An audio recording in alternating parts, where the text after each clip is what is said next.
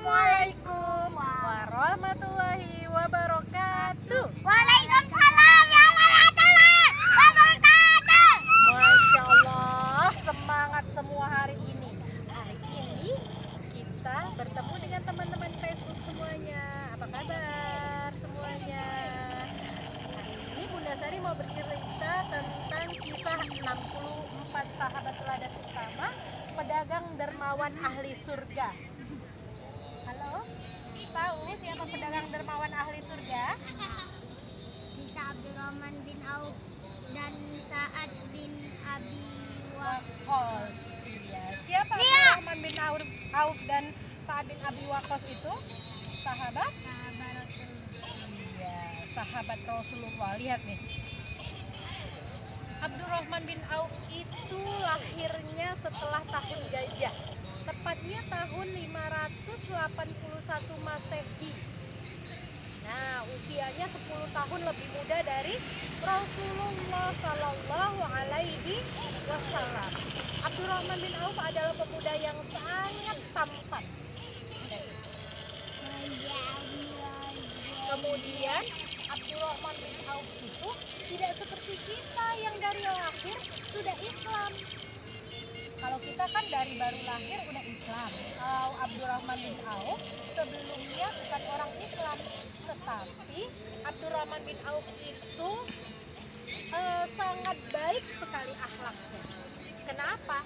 Karena ayahnya selalu mengajarkan Abdurrahman bin Auf itu sopan santun, untuk selalu bersedekah, untuk menghormati orang lain. Nah, Jian. Saya Bun. Iya. Saya Nah, Bun. kita lihat ya. Jadi Abdurrahman bin Auf itu termasuk juga orang-orang yang pertama masuk Islam. Abdurrahman bin Auf itu mengalami yang namanya 2 kali hijrah. 2 kali apa? Hijrah itu artinya apa ya, Bu? Berpindah tempat. Iya, Berpindah tempat. Tepuk tangan. Jadi pertama kali Abdurrahman bin Auf itu hijrah dari Mekah ke Habasyah. Siapa yang mau ke Mekah? Saya. Iya, insya Allah nanti dimudahkan Allah ya untuk bisa ke Mekah. Kemudian ketika sampai di Habasyah ada kabar untuk kembali lagi ke Mekah. Akhirnya pindahlah lagi Abdurrahman bin Auf ke Mekah. Sampai di Mekah ternyata suasana di Mekah sangat tidak nyaman. Akhirnya Abdurrahman bin Auf beserta rombongannya hijrah lagi ke Habasyah lagi. Begitu sampai di Habasyah, tidak lama ada perintah dari Rasulullah agar Abdurrahman bin Auf hijrah ke Madinah. Siapa yang pengen ke Madinah? Saya. Iya. mobilnya. Insya Allah nanti kita dimudahkan Allah ya untuk bisa sama-sama Bunda pergi itu, Bun. ke Mekah dan ke Madinah. Hello, Haikal. Nah, Abdurrahman bin Auf itu pekerjaannya ada yang tahu? Ngapain Dagang. Iya, berdagang. Jadi orang-orang Islam yang hebat itu dia harus pinter berdagang. Mana namanya ya jualan? Mana nggak berdagang? Jualan apa ya, Bun? Jualan susu kurma. Masya Allah. Nah, orang-orang Islam itu sebenarnya kaya seperti Rasulullah dan para sahabatnya. Kita lihat ya, sini Abdurrahman bin Auf itu kekayaannya apa saja. Jadi Abdurrahman bin Auf itu adalah orang yang sangat dermawan.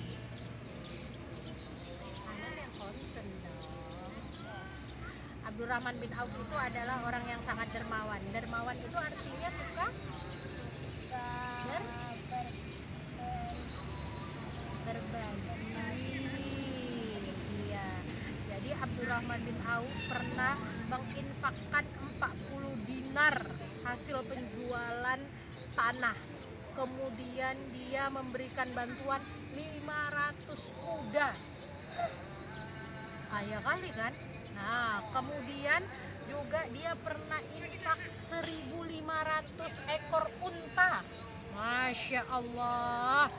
Dan kemudian ketika meninggal, Abdurrahman bin Auf mewasiatkan sebanyak 50.000 dinar di jalan Allah, dan masing-masing 400 dinar untuk para pejuang Badar yang masih hidup.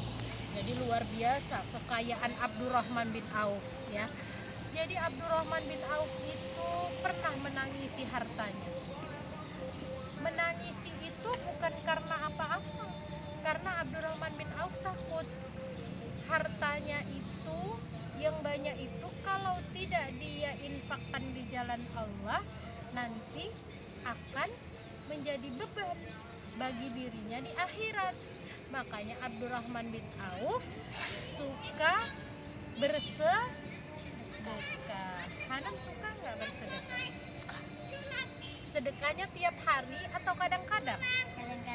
Kadang-kadang. Nah, mulai besok sedekahnya harus setiap hari supaya bisa seperti Abdurrahman bin Auf. Jadi kalau kita bersedekah, rajin bersedekah, uangnya bukan makin berkurang, tapi uangnya akan bertambah banyak. Iya. Mas iya lah.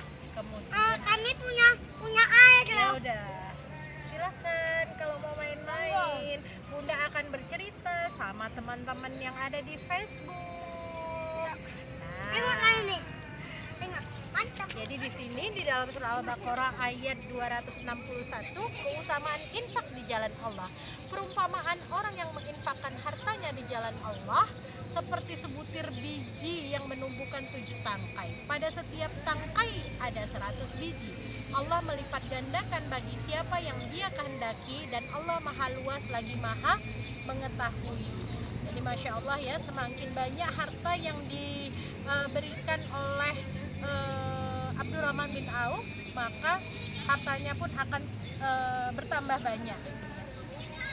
Jadi Abdurrahman bin Auf itu sampai mempunyai kafilah dagang, ya. Satu hari tampak dari kejauhan kepulan debu padang pasir yang bergumpal-gumpal. Gumpalan debu itu tampak pekat, membumbung tinggi, seperti hendak terjadi badai pasir saja. Hal ini mengundang perhatian masyarakat Madinah. Banyak yang bertanya-tanya, ya. Kemudian debu itu mendekati Madinah. Lama-lama terdengar deru langkah hewan tunggangan, hingga akhirnya perlahan terlihat sosok dari balik kepulan debu tebal itu. Tidak lama kemudian tampaklah sebuah kafilah dagang. Ternyata kafilah dagang itu adalah kafilah dagangnya Abdurrahman bin Auf, ya. Nah, suara apa itu? Itu suara dagang Abdurrahman bin Auf. Satu kafilah saja sampai menyebabkan keramaian seperti ini. Wahai Ummul Mukminin, Abdurrahman membawa 700 ekor unta untuk membawa barang dagangannya. Masya Allah, ternyata orang Muslim itu banyak yang kaya-kaya, ya. Cuman mungkin selama ini kita hanya mendengarkan cerita tentang bagaimana Muslim yang sederhana, bagaimana seorang Muslim yang zuhud. Kalau kita baca satu-satu kisah para sahabat, ya, kita akan semakin cinta sama Rasulullah, akan semakin cinta dengan para sahabat, ya. Jadi walaupun para sahabat itu banyak yang kaya-kaya, tapi hartanya itu diperuntukkan kembali ke jalan Allah, ya. Kemudian tidak hanya pintar berdagang saja, Abdurrahman bin Auf juga seorang yang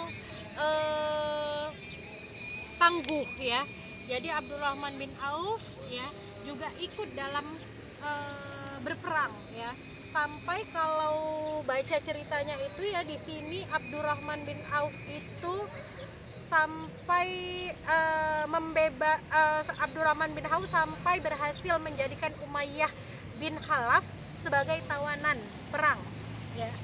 Jadi masya Allah gitu ya. Kemudian ada di sini kisahnya, aku tidak akan selamat jika Umayyah selamat, tekad Abdurrahman bin Auf. Abdurrahman bin Auf menunjukkan mana yang namanya Abu Jahal saat dua orang pemuda muslim bertanya padanya, Paman, tunjukkan pada kami mana Abu Jahal. Apa yang kalian lakukan? Kami akan membunuhnya, Paman, katanya. Tidakkah kalian lihat? Itulah yang bernama Abu Jahal, katanya. Nah, ini ditunjuknya, inilah Abu Jahal.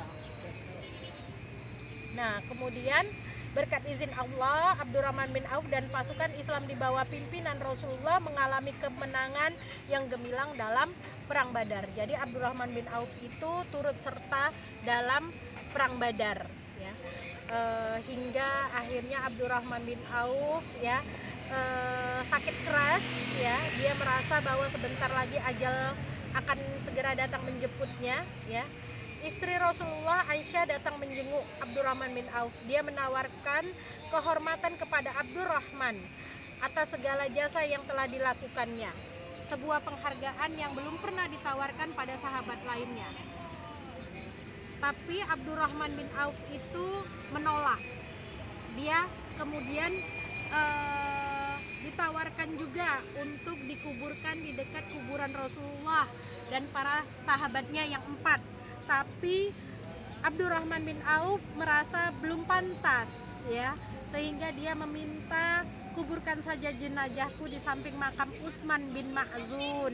Dulu kami pernah berjanji untuk dikuburkan sebelahan setelah mati. Jadi masya Allah, ya, kalau kita baca kisah-kisah dari sahabat Rasulullah, ya, kepada anak-anak kita setiap harinya, mudah-mudahan karakter yang ada di dalam diri para sahabat tadi sedikit demi sedikit bisa menempel di dalam diri anak kita, ya, dan kita juga, sehingga generasi, ya, yang kita harapkan dapat tercapai. Ayo ayah bunda, mari kita kepung anak-anak kita dengan buku dan kita terapkan di dalam keluarga kita. One day one kisah, satu hari satu kisah, insya Allah berkah dan bermanfaat. Assalamualaikum warahmatullahi wabarakatuh.